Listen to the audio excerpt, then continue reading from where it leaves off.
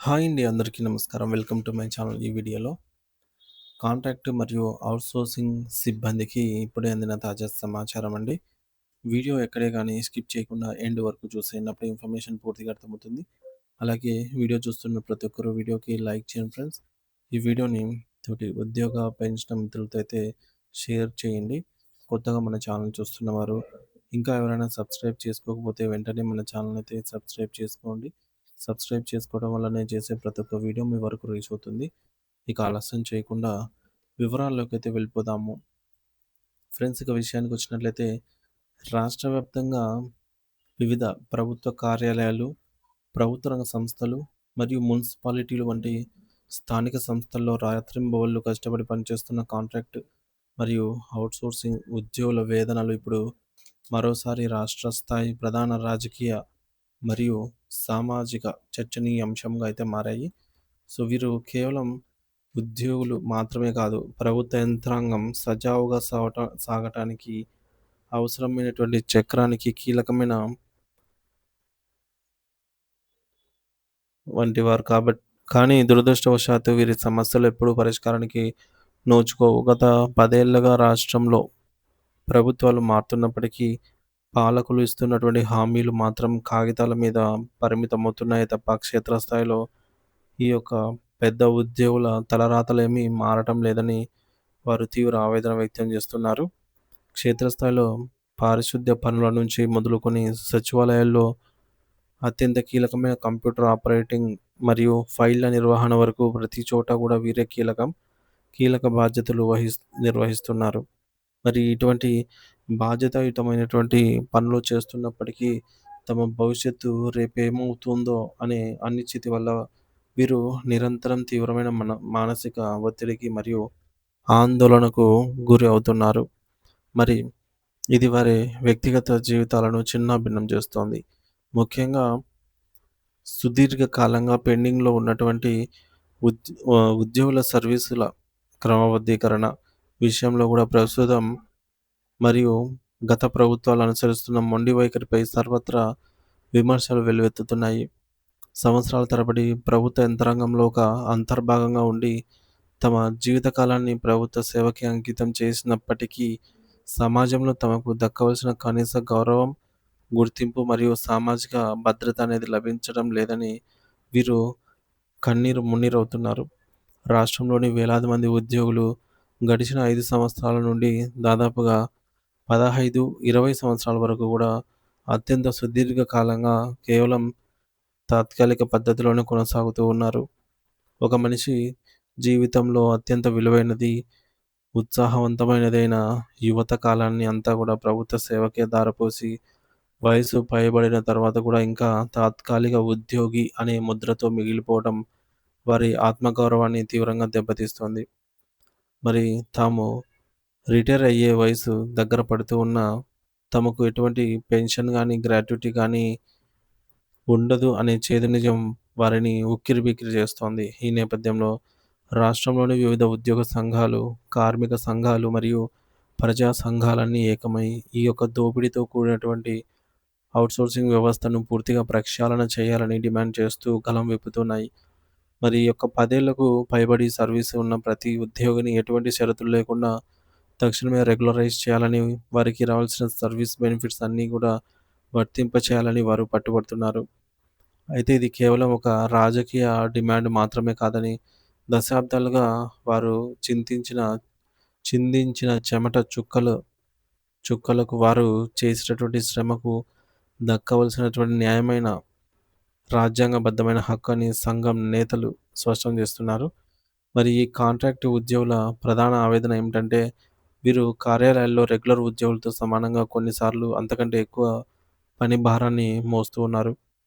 Office ఫైళ్ళ నిర్వహణ నుండి క్షేత్రస్థాయిలో ప్రజలకు సేవలు అందించడం వరకు అన్నిటిలోనూ వీరే ముందుంటున్నారు. కానీ వేతనాల విషయానికి వస్తే మాత్రం ఆకాశానికి, భూమికి ఉన్నంత వ్యత్యాసం కనిపిస్తుంది. ఇది వారిని మానసికంగా కృంగుబాటుకు గురి చేస్తోంది. మరి సమాన పనికి సమాన వేతనం అనే సుప్రీం కోర్టు తీర్పులున్నప్పటికీ ఇక్కడ ఆ సూత్రం పూర్తిగా తుంగలో తొక్కబడుతోంది. శాశ్వత ఉద్యోగులకు ప్రతి ఏటా అందే ఇంక్రిమెంట్లు, కరువు భత్యం, డిఏ ప్రమోషన్లు వీరికి అందని ద్రాక్షలాగా మిగిలిపోతున్నాయి. నేటి ఆధునిక కాలంలో ఆకాశాన్ని తాకుతున్న ధరల దృష్ట్యా కనీస అవసరాలు కూడా తీరని అతి తక్కువ వేతనంతో ఒక కుటుంబాన్ని పోషించడం వారికి తలకు మించిన భారంగా మారింది. మరి పెరిగిన ఇంటి అద్దెలు, కరెంటు బిల్లులు, పిల్లల స్కూల్ ఫీజులు చెల్లించలేక వీరు నిరంతర అప్పుల ఊబిలో చిక్కుకుంటున్నారు.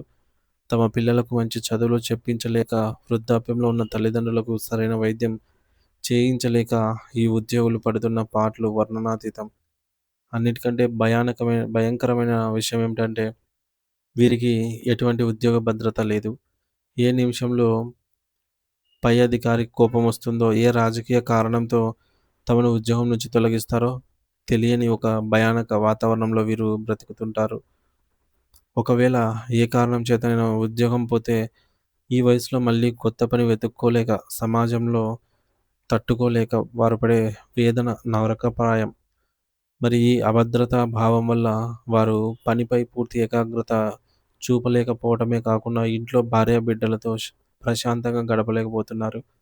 ప్రభుత్వం ఉద్యోగి అనే బోర్డు బయటకు ఉన్న లోపల ప్రైవేట్ కంపెనీల కంటే దారుణమైనటువంటి శ్రమ దోపిడీకి గురవుతున్నామని వారు భావిస్తున్నారు. బావురమంటున్నారు.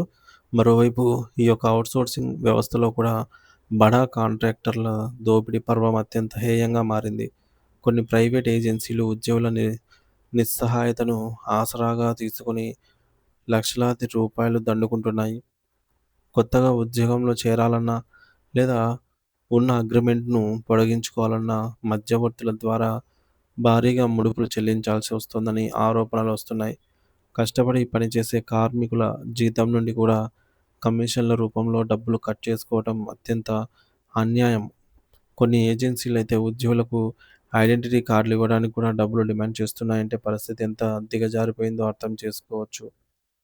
మరి దీన్ని ఎవరైనా ప్రశ్నిస్తే రేపటి నుండి పనికి రావద్దంటూ బెదిరింపులకు దిగుతున్నారు. అలాగే జీతాల చెల్లింపుల్లో జరుగుతున్న జాప్యం వీరి పాలిట శాపంగా మారింది. ప్రభుత్వం నుండి నిధులు విడుదలైనప్పటికీ కాంట్రాక్టు సంస్థలు ఆ సొమ్మును బ్యాంక్ అకౌంట్లలో వేసి వడ్డీలు తిప్పుకుంటూ ఉద్యోగులకు 3-6 నెలల వరకు జీతాలు ఇవ్వకుండా వేధిస్తున్నాయి. నెలవారీ జీతం మీదనే ఆధారపడి ఈ సామాన్య ఉద్యోగులు సకాలంలో జీతాలు రాక కిరాణా షాపుల్లో అప్పులు పుట్టగా పాలు, కూరగాయలు కొనలేక వస్తువులు ఉండాల్సిన స్థితి వస్తోంది. పస్తులు ఉండాల్సిన స్థితి వస్తోంది. పండుగలొచ్చినా సరే వీరి ఇంట్లో వెలుగులు ఉండవు. అనారోగ్యం వస్తే ఆసుపత్రికి వెళ్ళే స్తోమత ఉండదు. ఈ సంక్లిష్టమైన సమస్యలకు పరిష్కారం దిశగా ప్రభుత్వం తక్షణమే మేల్కొనాలి. ప్రభుత్వం మరియు ఉద్యోగుల మధ్య ఉన్నటువంటి ఈ మధ్యవర్తిత్వ వ్యవస్థను పూర్తిగా రద్దు చేసి డైరెక్ట్ బెనిఫిషరీ ట్రాన్స్‌ఫర్ డీబీటీ పద్ధతి ద్వారా జీతాలను నేరుగా ఉద్యోగుల ఖాతాలకే జమ చేయాలి. దీనివల్ల మధ్య దళారుల దోపిడీకి అడ్డుకట్టబడుతుంది. అలాగే ప్రస్తుతం ఉన్న లోపభూయిష్టమైనటువంటి విధానాలను సవరించి ఒక పారదర్శకమైన ఆన్‌లైన్ అటెండెన్స్ మరియు పేమెంట్ వ్యవస్థను తీసుకురావాలి. సుదీర్ఘకాలంగా నమ్మకంతో పనిచేస్తున్న వారిని గుర్తించి ఒక పక్కా ప్రణాళికతో దశలవారీగా క్రమబద్ధీకరణ చేయాలి. ఇలా చేయటం వల్ల ఉద్యోగులలో భద్రతాభావం పెరిగి వారు రెట్టింపు ఉత్సాహంతో పనిచేస్తారు. తద్వారా ప్రభుత్వ పరిపాలనలో నాణ్యత పెరుగుతుంది. కాంట్రాక్ట్ ఉద్యోగుల సమస్య అనేది కేవలం ఆర్థికపరమైనది మాత్రమే కాదు. ఇది ఒక మానవీయ కోణానికి సంబంధించిన అంశం. ప్రతి వ్యక్తికి గౌరవప్రదంగా బ్రతకాలి అనేటటువంటి హక్కు ఉంది. లక్షలాది కుటుంబాల జీవనాధారమైనటువంటి ఈ సమస్యను ప్రభుత్వం ప్రాధాన్యత క్రమంలో పరిష్కరిస్తేనే ఆ కుటుంబాల కళ్ళల్లో ఆనందం చూస్తాం. రాష్ట్ర అభివృద్ధిలో భాగస్వాములు అవుతున్నటువంటి ఈ యొక్క